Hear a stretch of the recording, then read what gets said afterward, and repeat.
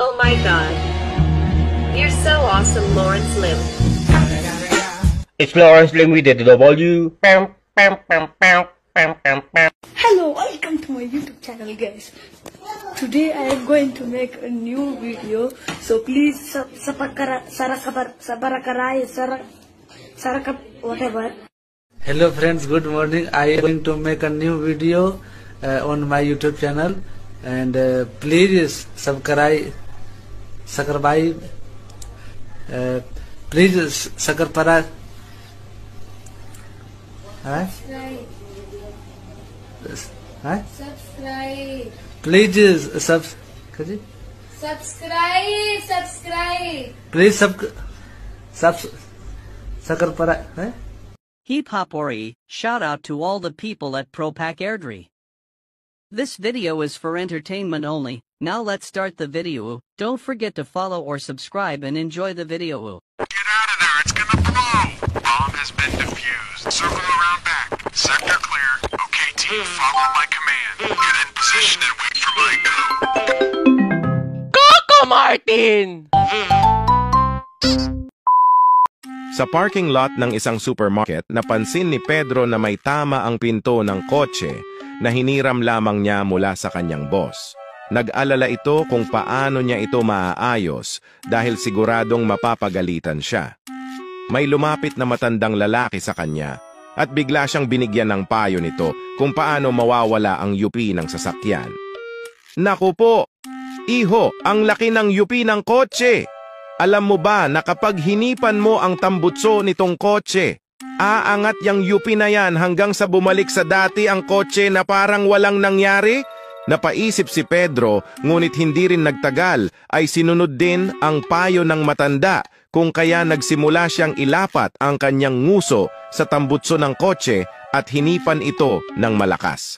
Makalipas ang ilang sandali, dumating si Juan at tinanong si Pedro kung ano ang ginagawa niya. Hoy Pedro, bakit nililips to lips mo yung tambutso ng kotse? Huminto ng sandali si Pedro sa pag-ihip at sumagot. Kasi nayupi itong pintuan ng sasakyan ni boss. Yari ako doon kapag nalaman niya to, kaya sinusubukan kong alisin ang tama ng kotse sa pamamagitan ng pag-ihip sa tambutso nito. Tumawa ng husto si Juan at nagsalita muli. Tol, ang tang mo. Kahit anong ihip ang gawin mo dyan, hindi gagana yan. Bakit naman? Tanong ni Pedro. Kasi naka-open lahat ng bintana. Sagot ni Juan.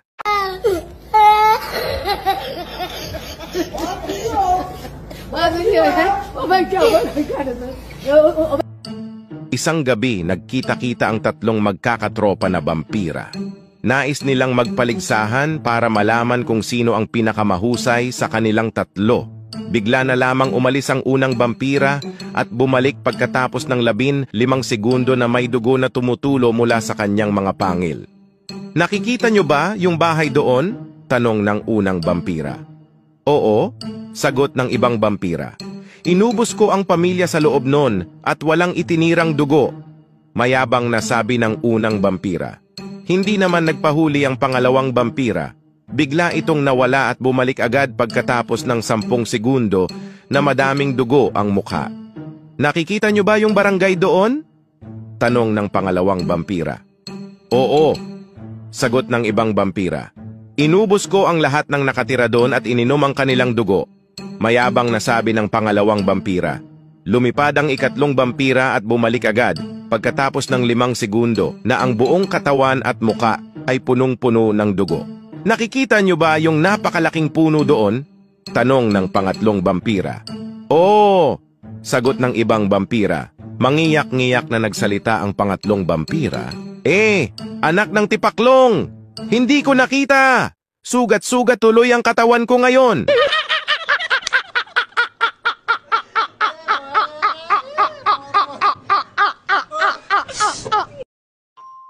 Isang may asawang lalaki ang bumisita sa bahay ng kanyang babae.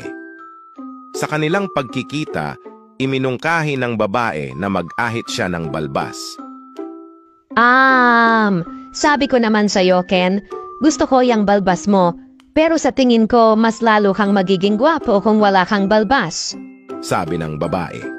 Sumagot si Ken, Babe, gustong-gusto ng misis ko ang balbas na to. Hinding-hindi ko ito aahitin. Papatayin ako nun pag ginahit ko to. tinitigan ng babae si Ken ng malagkit na malagkit at nagsalita. Sige na babe. Please? Malambing na tanong ng babae. Napabuntong hininga si Ken at sa wakas ay pumayag na rin siya na mag-ahit ng balbas. Hating gabi na nang nakauwi sa kanilang bahay si Ken. Tahimik siyang naglakad papuntang kwarto at dahan-dahang binuksan ang pinto. Tamang-tama at patay ang ilaw. Gumapang siya paakyat ng kama habang natutulog ng mahimbing ang kanyang asawa. Maya-maya lang ay bumiling sa higaan ang kanyang misis. Sa pagbiling nito, di sinasadyang naipatong ng misis ang kamay nito sa mukha ni Ken. Dahil nga doon ay nagising ang babae. At dahil madilim sa kwarto, sinalat-salat nito ang mukha ng lalaki at biglang nagsalita. Naku, Tony, hindi ka dapat nagpunta dito. Malapit nang dumating ang asawa ko.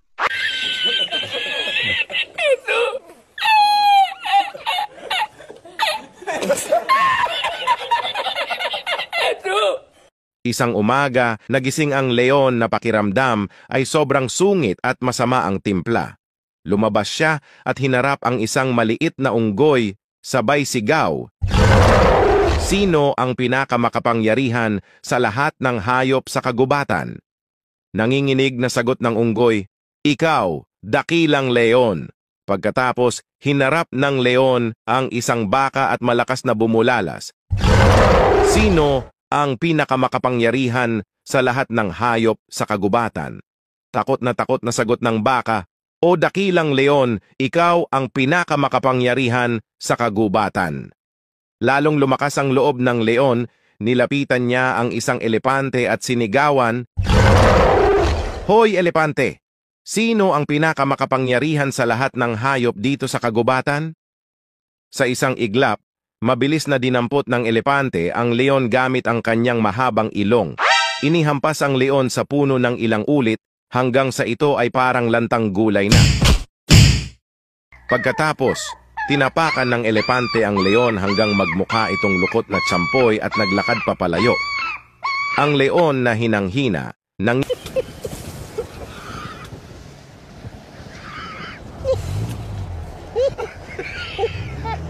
May 3 hunters na nahuli ng mga cannibals sa gubat. Dinala sila sa harap ng tribal chief para siya ang pupugat ng ulo. Nagmakaawa yung mga hunters at naawa naman yung chief.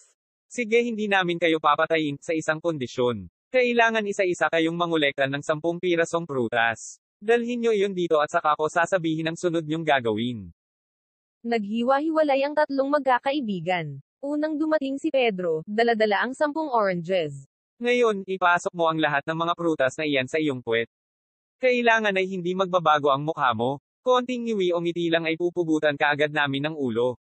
Unang orange pa lang ang pinapasok ay napasigaw agad si Pedro.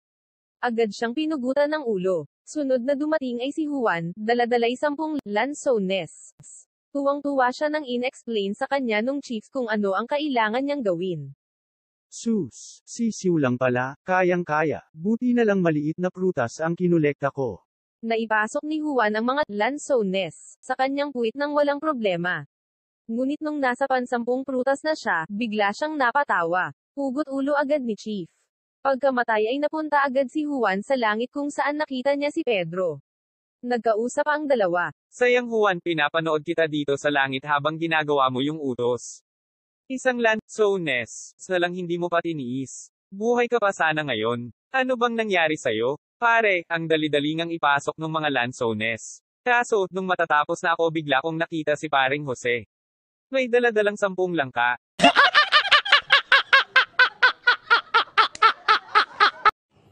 Ayan, tuloy-tuloy ah. Oh, post na kayo yan. May kulay green ka orange. Ilan yan? Yung bate. O nga, ba't may green no? Ha? Okay lang yun, may green, mawawala yan. Yan, yung naman na Lawrence yan. Naka-ano ka ba? Naka-post na lang. Post na kayo. Hey! I-edit ko na lang. Hi Lawrence! Ano yung book niya? Kita ba kayo? Hindi naman yan tayo kikita eh. Like my hair. Green. Green as a cow. Cow town. Ganun pala dapat. Countdown. Calgary, kaya pala si. Yan. Calgary. Lord, tagalin mo na yun. Puta, baka mas may tayo niyan. Sige. Yung video mo. Si Calgary. Sabi kaya Alam mo niya. hindi pala natin na si pangalan to. Si Derek. Hindi nyo niyaya pala si Derek. Tawagan nyo yan. Wala, gabi na. Okay lang yan. Sabi mo, kasi naman sabi mo, kalalaking ko. Nandito si Lawrence. Huwag mo na i-post. Bukas na lang. Nandito May isang manok na ubod ng libog. Sa bukid, lahat tinitira niya. Ang mga baboy, bibe, kambing at pati baka. Hay naku manok, mangisay ka sana sa sobrang libog mo. Isang araw, nakita ng mga hayop ang manok na nakahandusay sa lupa at nangingisay. Buti nga sa iyo, mamatay ka sa libog. Mga siraulo, antayin niyo ako. Pagkatapos ko dito sa langgam yari kayo. I heard a rumor through the grapevine so bold. Lawrence Lim got a million stories untold. From green jokes, conspiracies, and edits with flair. You gotta follow him, baby, if you dare.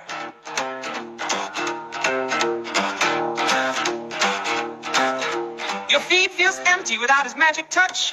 You got the blues and the laughs that you crave so much. With a click and a follow, you'll find some relief. Lawrence Lim, social media, a digital belief. Click, subscribe, don't miss a trick. Now, hey, leave your worries and come on, click today. Lawrence Lim's got the content right in line. Follow him now.